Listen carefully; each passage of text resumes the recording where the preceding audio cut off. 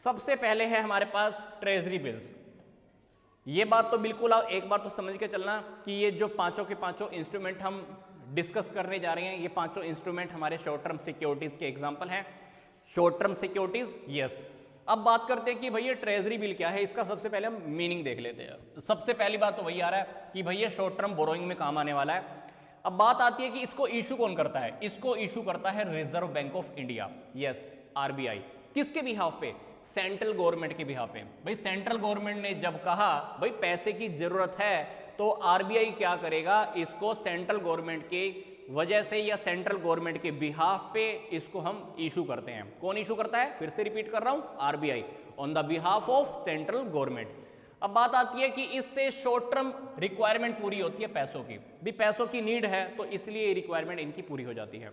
अब बात आती है इसके फीचर्स क्या है। भाई पहला फीचर तो वही है जो यहां पे मीनिंग में लिखा हुआ है। दूसरी बात, इसको हम जीरो कूपन बॉन्ड्स भी बोलते हैं।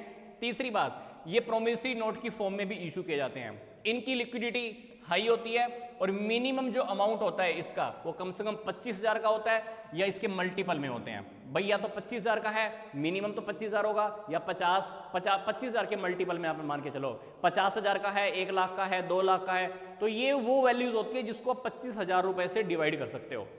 तो ये इशू किए जाते हैं फेस वैल्यू से कम पर, ठीक है। और जो इनकी पेमेंट होती है वो एट पार पे होती है। ये कैसे समझे इस पॉइंट को? इस पॉइंट को इन्होंने एग्जांपल के थ्रू समझाया हुआ है। मान लीजिए हमने कोई 1 लाख रुपए की फेस वैल्यू का इशू किया, कितने दिनों के लिए? 91 डेज के लिए। पर दिया कितने में? 95 में। आप सोच के देखिए, लिखा तो 1 लाख रुपए हुए हैं, हमने सेल कितने में किया? 95 में। तो सामने वाले पार्टी ने हमको 95,000 रुपए दे दिए।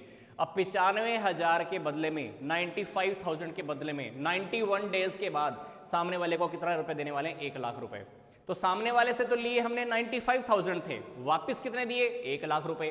तो बाकी का जो 5,000 का वो डिफरेंस हो गया, तो ऐसा समझ लो कि वो 5,000 रुपए हमने उसको इंटरेस्ट की फॉर्म में पे कर दिए, ऐसा समझ लो आप। तो ये हो गया हमारा ट्रेजरी बिल का टॉपिक। मैं फिर से रिकैप कर रहा हूं, ये सेंट्रल गवर्नमेंट की बिहाफ पर आरबीआई इशू करता है, जीरो कूपन बॉन्ड्स भी बोलते हैं और प्रोमिसरी नोट की फॉर्म में होता है, और डेफिनेटली शॉर्ट टर्म फंड्स की जो रिक्वायरमेंट होती है उसको ये पूरा करता है। जीरो कूपन बॉन्ड बोलते हैं और ये जो फेस वैल्यू होती है उससे कम पर इशू किए जाते हैं, और बाकी का जो डिफरेंस होता है जो हम सामने वाले को एक्स्ट्रा दे रहे हैं वो समझ लीजिए कि इंटरेस्ट है।